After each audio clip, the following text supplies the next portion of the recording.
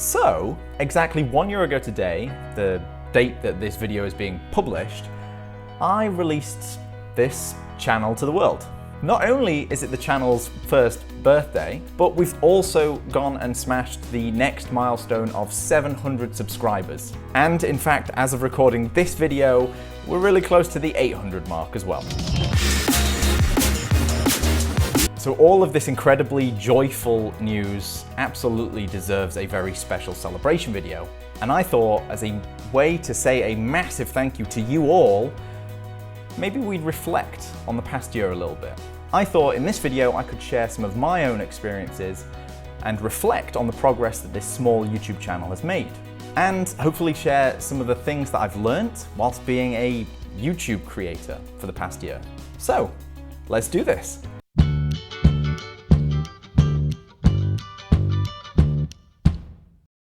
Hi folks, my name is Ben and welcome back to the channel.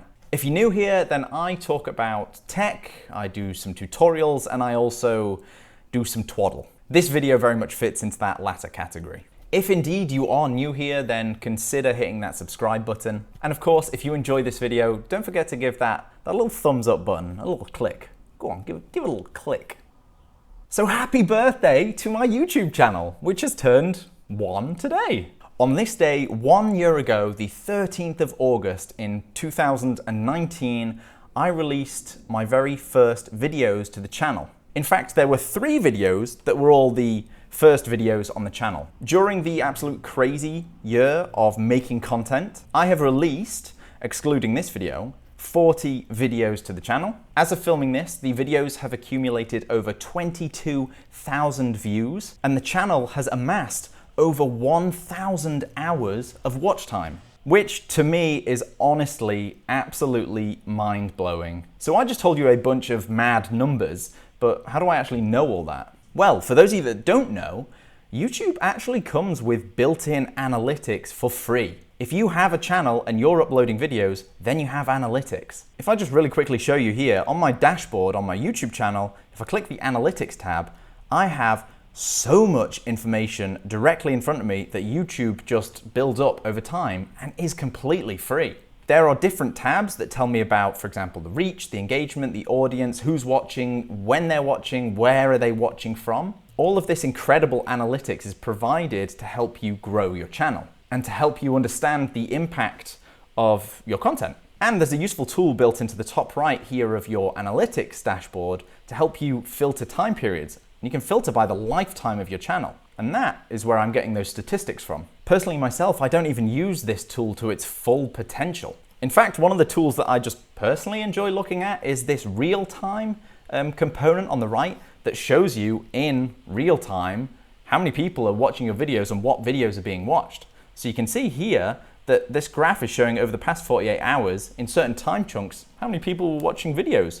And it shows what the top videos in that time chunk were.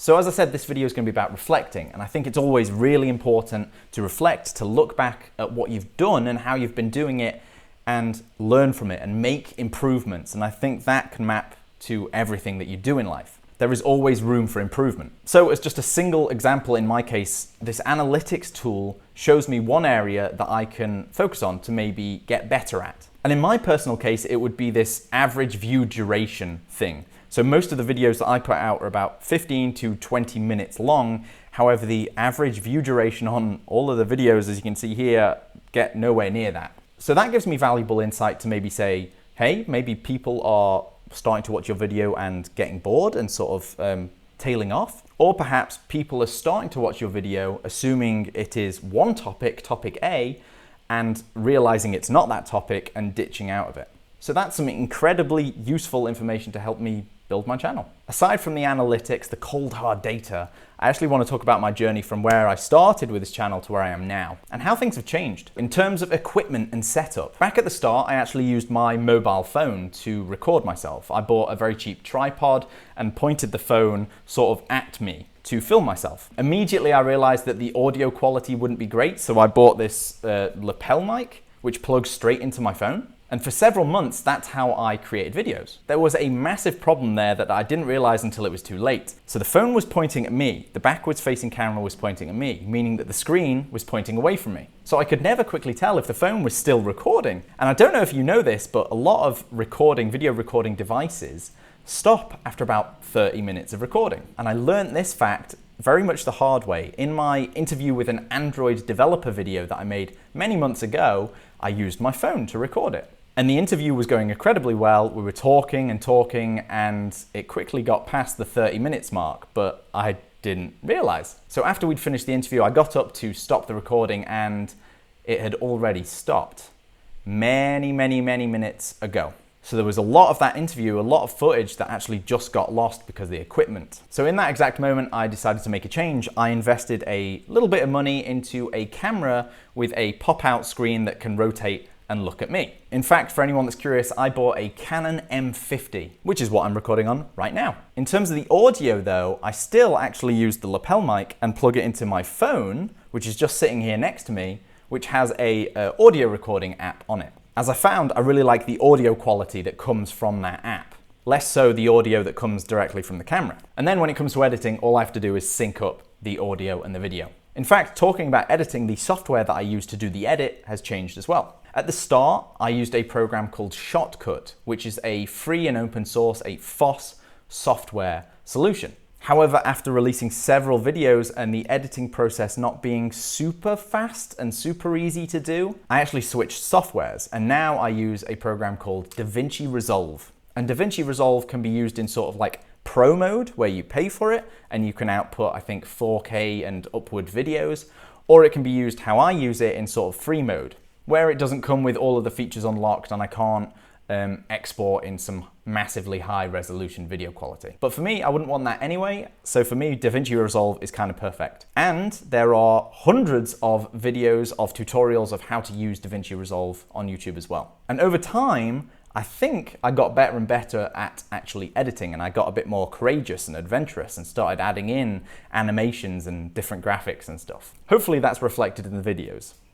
So now I just want to talk a little bit about some of the things that I've learned, or the things that I think I've learned. First of all, promotion of your actual content, of your video, is incredibly important. When you're a new YouTuber, the YouTube algorithm itself doesn't do much particularly to help you. Again, this is just from my own personal experience. So it's really important that you have some other platforms or other ways of telling people about your videos. So the first thing I do when I release a new video is to make sure I tweet about it, so that at least the people that are following me on Twitter that maybe have an interest in the things that I do know that there is a new video. Sometimes I'll even go as far as to put it on Facebook and LinkedIn. But I think this step is incredibly important to actually grow the channel, to help people find your content. And I don't think that if you're a new YouTuber, you can rely on YouTube, the algorithm itself, just providing your freshly made content.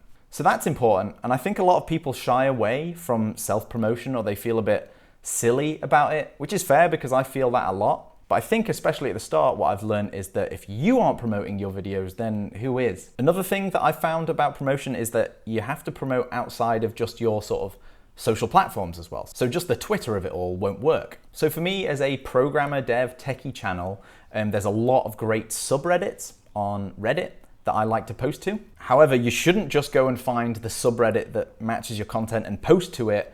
It's really important that you are somebody that contributes to that subreddit already, or you're engaged with it. Because if you just go to the subreddit that's relevant and post your video, it can be seen as you just spamming, you just trying to get hits. Instead, it's really important to be engaged with that subreddit and to contribute as well, other than just promoting your own stuff. Aside from finding the relevant subreddits that would be interested in your content, there's a really great subreddit that I want to tell you about now called Small YT Channel, so Small YouTube Channel. And this is a really great platform that I've used a fair bit, that if your channel has less than 1,000 subscribers, you can post your video to the channel and ask for feedback on the video. So it's not all about promoting your content and getting viewers, but instead showing other people your videos and what you're putting out in terms of your editing, in terms of your thumbnails, in terms of the video flow as a whole, and asking for feedback on it. And this subreddit holds a very special place in my heart because it's helped me grow right back at the start and get really, really vital, important feedback about my videos, which I took on board and used and changed and adapted. And in fact, this small YouTube channel subreddit has a really cool system called lambdas. So you can't just join the subreddit and post for your video and ask for feedback. You have to actively take part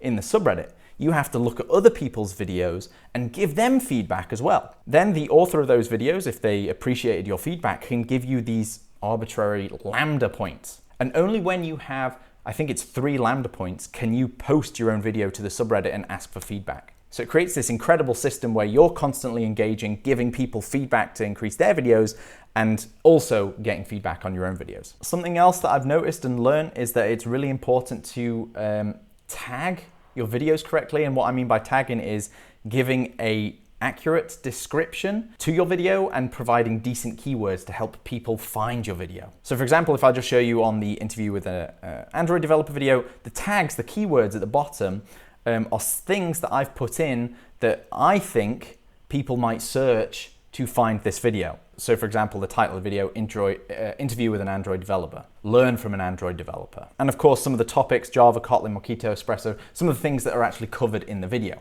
Having good tags and good SEO, this search engine optimization stuff, if I just click on the analytics tag for that specific video, if I go to reach and just show you, it really helps see the YouTube search is the majority of where the views for that video are coming from. So making sure you have decent tagging and a decent description to help people find your video through YouTube is incredibly important. The one final thing that I want to talk about, or that I've learned, is that people, when they're going for your video, they are interested in the content of the video, as opposed to you, the deliverer. You're not a celebrity, you're not, it sounds a bit harsh, but you're not particularly important.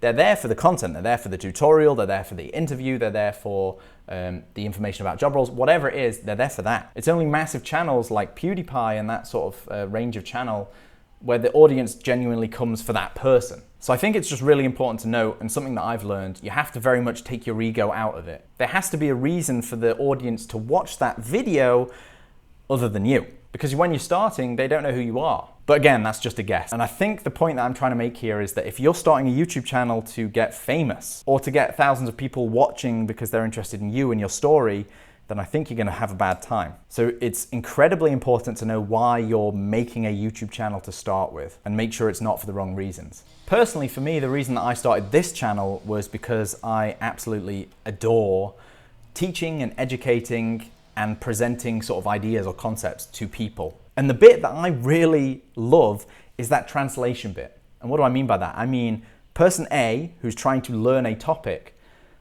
taking this information, taking this huge amount of information that might be complex or strange or hard to understand, and breaking it down and translating that into their context, helping them understand it by translating this thing, this concept, into their understanding realm. So as a very quick example, the Git series that I have, Git can be quite a complex beast, but I try and break it down into small chunks and give analogies to help turn this concept of Git into something they understand.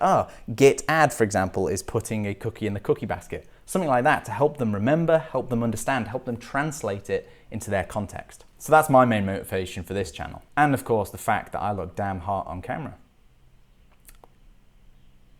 So that brings me to the end of the video. I'm not sure how it's going to look after the edit. Hopefully it was somewhat educational, insightful, maybe entertaining. But the most important message of this video is thank you to you for making this channel what it is today, 1 year later. So thank you so much for your support and watching this and all the other videos, and see you next time.